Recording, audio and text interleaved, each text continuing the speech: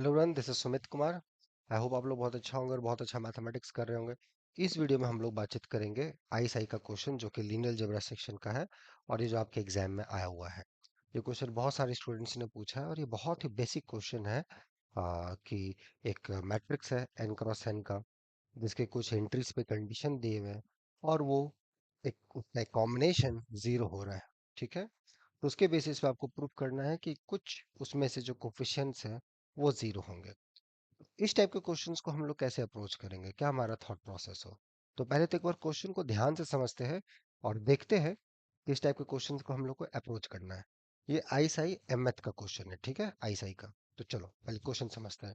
So question है आपके पास, एक मैट्रिक्स है एन क्रॉस एन का जो कि नॉन जीरो है और जिसके एंट्रीज रियल है और साथ ही साथ ए आई जे जीरो हो रहा है for all I greater than equal to J.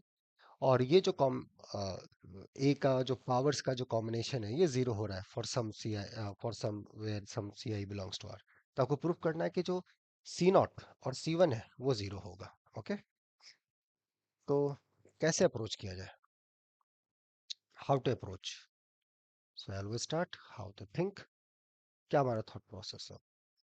तो पहली बात तो ये तुम देखो कि कुछ ये मैट्रिक्स है क्या। ये मैट्रिक्स एक ऐसा मैट्रिक्स है ए आई जे, ओके वेल, जहाँ पे कि ये ए आई जे जीरो हो रहा है for all I greater than equal to J. तो इस मैट्रिक्स को अगर आप थोड़ा सा लिखोगे, लिख के देखोगे, तो अलॉन्ग डायगोनल्स सारे जीरो और डायगोनल के नीचे भी सारे जीरो, आई ग्रेटर देन जे यही होता है, राइट। तो ये सब जीरो आ गया क्योंकि आई ग्रेटर देन जे वाला पोर्शन यही है। इधर के सारे एलिमेंट जीरो, इधर नॉन जीरो, कुछ जीरो कुछ हो सकता है, आई डोंट केयर। तो इस मैट्रिक्स के सारे आइगन वैल्यू जीरो हो गए, राइट। इस मैट्रिक्स के सारे आइगन वैल्यू जीरो हो गए। सो मैट्रिक्स नील पोटेंट हो गया, करेक्ट है। So this matrix is nilpotent. Okay, good. Now यहाँ तक ये इन्फॉर्मेशन मिला। अब इसके साथ ये एक एक्स्ट्रा इन्फॉर्मेशन, और ये भी ध्यान देना है कि ए इज नॉन जीरो, ठीक है। ए जीरो मैट्रिक्स नहीं है, ये आपको दिया हुआ है, लेकिन ये कॉम्बिनेशन जीरो है। दिस कॉम्बिनेशन इज जीरो, उस कॉम्बिनेशन के आधार पे हमें चेक करना है कि क्या होगा। गुड। तो ये कॉम्बिनेशन क्या है। So A C naught I plus C one A C two A square plus dot dot dot C K A के, ये जीरो दिया गया है। इसको थोड़ा इधर लिखते हैं हम लोग, ठीक है, जगह के हिसाब से। तो ये जो दिया गया है, अगर इसको मैं पॉलिनोमियल के टर्म में लिखूं, if I write in terms of polynomial, so polynomial is this, ये अपना C naught C one lambda C two lambda square plus dot dot dot C K lambda K, this is that, this is the polynomial which annihilate A. अब एक ध्यान दीजिए, आपका जो matrix है nilpotent matrix है, तो जो इसका मिनिमल पॉलिनोमियल होगा, तो जो इसका इंडेक्स होगा निलपोटेंट सी, वो के, एंड के जो होगा इस केस में greater than equal to two, Y Y K should be greater than equal to two. सोचिए, ये आपके लिए एक्सरसाइज है, स्मॉल एक्सरसाइज है, ठीक है, just think about it. And because this polynomial inherits A, right, P of A zero हो रहा है, so the minimal polynomial will divides this. So जो ये पी लैम्डा है, it's a minimal polynomial times some quotient Q lambda in the real field.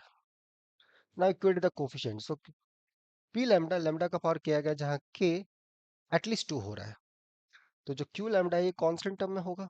तो यहाँ जो constant term, ये जो लैम्डा का पावर के है, ये कुछ लिखेंगे तो अपना कुछ आएगा ए नॉट ए वन लैम्डा ब्ला ब्ला ब्ला, ठीक है। ये अपना कुछ, अच्छा ये के है, यहाँ पे एम लिखिए। So just write it M, यहाँ पे ऑलरेडी के दिया हुआ है तो इसको आप, so just write it M.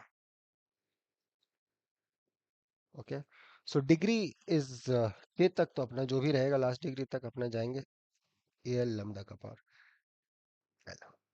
So if you equate a naught lambda ka power m, a1 lambda ka power m plus 1, and you equate this to polynomials, there is no constant term here after multiplying this because m 2 से बड़ा या बराबर है, तो ये a naught का lambda का at least power 2 हो जाएगा. So if you equate, c naught must be 0 and c1 must be 0. c1 c naught और c1 must be 0. c2 lambda square, ये a naught lambda square, may be अगर m 2 हुआ तो तो ये दोनों वैल्यूज आपके जीरो होगा और वही आपको प्रूफ करना था। That's proof. क्लियर हुआ? कितना आसान प्रॉब्लम है, आप देख लीजिए कैसे इसको अप्रोच किया गया है। ओके। तो इसलिए हम स्पेलिंग के थोड़ा सा कॉन्सेप्ट पे ध्यान दीजिए कि कैसे चीज़ों को हो रहा है, कैसे चीज़ें हो रही है।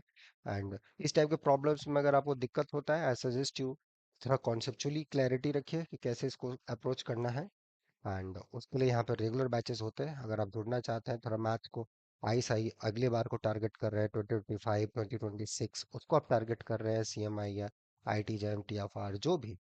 और एक मैथ इस तरीके से सीखना है ताकि ये सब क्वेश्चन जो पीछे लिखा गया है इसमें आपको दिक्कत ना हो। तो वो रेगुलर बैचेस आपको उस सेंस में बहुत हेल्प करेगा। इसके लिए आप मेल कर देंगे novelforum05@gmail.com पे। ठीक है, तो हम लोग मिलते हैं नेक्स्ट वीडियोस में। होप इसमें आपको बहुत अच्छे से समझ में आया होगा। और ये जो एक्सरसाइज कुछ हमने दिए हैं छोटे मोटे, इसको अप्रूव करके भेजिएगा। I see you soon. Okay, take care, bye.